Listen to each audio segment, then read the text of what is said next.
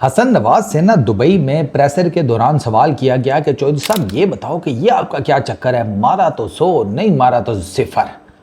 मतलब बीच में कुछ नहीं है क्या? ये क्या चक्कर है? प्रेशर आ जाता है या कंडीशंस, क्या मसला है? तो हसन नवाज ने बड़ा अच्छा जवाब दिया। उसने कहा नहीं, प्रेशर वैशर वाला कोई चक्कर नहीं है। उसने कहा कि मुझे तो ये लगता है कि अंडर प्रेशर मैं ज़्यादा अच्छा परफॉर्म करता हूँ। अब ये बताता है लौंडे के ना गोटे हैं। एक बंदा अगर कह रहा है ना कि मुझे लगता है कि मैं अंडर प्रेशर ज़्यादा परफॉर्म करता हूँ, तो there is something inside him. उसके अंदर है कोई ऐसी आग ना कि जिसने उसको मजबूर किया ये जवाब देने पे। वरना नॉर्मली बंदा कहता है नहीं है सच प्रेशर नहीं, 100 चीज़ें देखनी होती हैं, गोल मोल सा जवाब, ठीक है।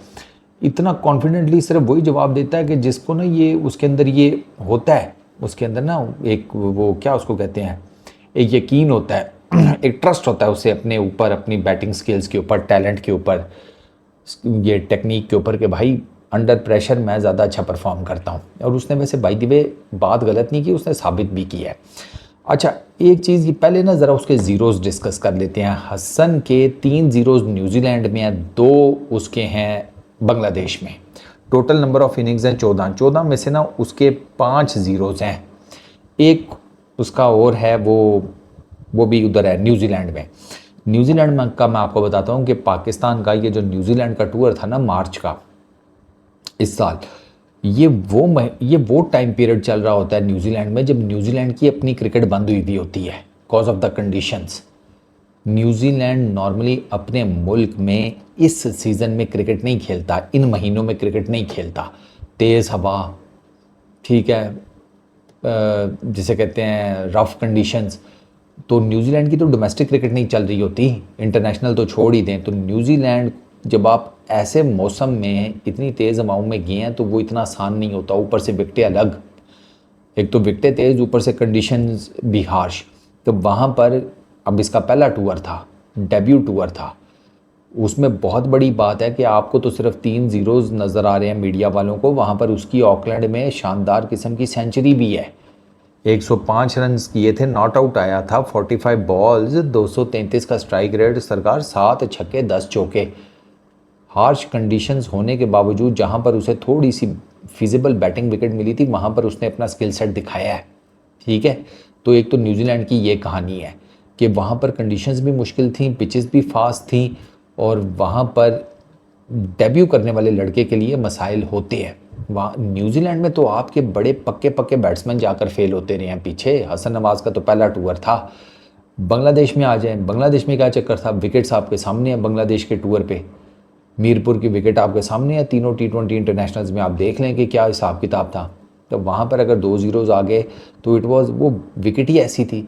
बांग्लादेश अपनी उन विकेटों के ऊपर ऑस्ट्रेलिया को लिटा चुका है, इंग्लैंड को लिटा चुका है, न्यूजीलैंड को लिटा चुका है। तो आपकी टीम तो अभी इंग्लैंड, न्यूजीलैंड, इंग्लैंड, ऑस्ट्रेलिया, इनके सामने कोई चीज़ ही नहीं है। अगर उनको लिटा लिया था बांग्लादेश ने तो आपको भी तो लिटाना ही था ना, अंडरस्टैंडेबल सी बात है। तो दूसरी चीज़ ये कि बांग्लादेश की विकेट्स बहुत मुश्किल थी। आप वेस्ट इंडीज़ के अगेंस्ट आ जाएं, ये जो उसने सेकंड T20 इंटरनेशनल में 40 किए थे 23 गेंदों के ऊपर 173 के स्ट्राइक रेट के साथ, इसमें मुझे याद है बड़े अच्छे तरीके से कुछ 10 से कवर हो गए थे पाकिस्तान के, 50-55 पे 4-5 आउट हुए हुए थे।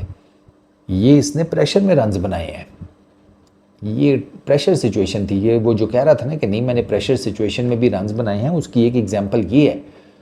तो हसन नवाज जो है ना, ये डेफिनेटली अगर आपने इसके ऊपर काम किया, ये लड़का स्मूथली सेल करता रहा, तो ये आपका बड़ा ज़बरदस्त किस्म का मिडल ऑर्डर में वाइट बॉल टैलेंट आ गया विद द बैट। आप इसको डेफिनेटली अपने मिडल ऑर्डर में, जिसे कहते हैं ना, जगह इसकी पक्की कर सकते हैं। T20 क्रिकेट में भी, ODI क्रिकेट में भी। डेफिनेटली इसे अभी थोड़ा टाइम लगेगा। T20 की इसकी टोटल नंबर ऑफ इनिंग्स 14 हैं, ODI इसने 2-3 खेले हुए हैं, ठीक है। ODI में 3 मैचेस खेले हुए हैं वेस्ट इंडीज़ में, वहाँ पर भी उसकी एक 50 है नॉट आउट, एक 36 है नॉट आउट। तो फिर वो लड़का साबित तो कर रहा है कि भाई मेरे अंदर है, ऊपर से स्ट्राइक रेट भी अच्छा है 90 का। ODI क्रिकेट के अंदर T20 क्रिकेट में 175 का स्ट्राइक रेट है, 28.25 की बैटिंग एवरेज है।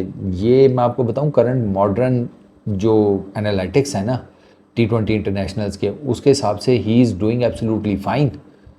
लोग थोड़ा सा ये कहते हैं कि 30 से ऊपर की बैटिंग एवरेज हो, 30 से ऊपर जितनी मर्जी हो जाए, मिनिमम 30 हो, 30 से ऊपर की बैटिंग एवरेज, 150 या उससे ऊपर का strike rate, you are good to go in T20 internationals as a batsman. इसके ऑलमोस्ट दोनों हैं। 28 की बैटिंग एवरेज, 175 का स्ट्राइक रेट तो बहुत आउटस्टैंडिंग है। अगर ये थोड़ी सी अपनी बैटिंग एवरेज बेहतर कर ले, और वो मैं आपको बताऊं इसकी 30 प्लस होती यही अगर इसके 4-5 ज़ीरोज़ ना होते। अब वो 4-5 ज़ीरोज़ जो आए हैं उसकी मैंने आपको कहानी बता दी है।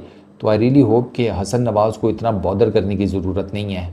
और ये जो आगे 2 टूर्नामेंट्स आ रहे हैं, tri nation series plus Asia cup, उसमें मिडल ऑर्डर में ना मेरे नज़दीक ये आपका मोस्ट क्रूशल प्लेयर है हसन नवाज़। इनफैक्ट ये आपके कप्तान सलमान अली आगा से भी ज़्यादा क्रूशल प्लेयर है।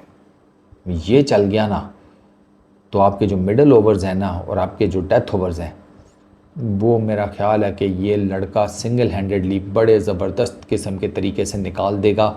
आपको आपके जो रन रेट है ना उनको ठीक ठाक बूस्ट देगा विद द बैट। इस लड़के में खड़े खड़े ये है talent. The best thing about him, सीधा बड़ा अच्छा मारता है। ये बहुत कम आपको क्रिकेट में नज़र आएगा सीधा अच्छा खेलने वाला। इस लड़के का यह है कि ये लेंथ बॉल को भी बड़ा ज़बरदस्त सीधा उठा लेता है। तो आई रियली होप कि हसन नवाज़ जो है इन 2 टूर्नामेंट्स में पाकिस्तान की तरफ से हर किसी को आउट स्मार्ट करते हैं, हर बॉलर को, क्या पेसर, क्या जिसे कहते हैं स्पिनर। इस वीडियो में इतनी, अपना बहुत ख्याल रखना। नेक्स्ट वीडियो में मुलाकात होगी।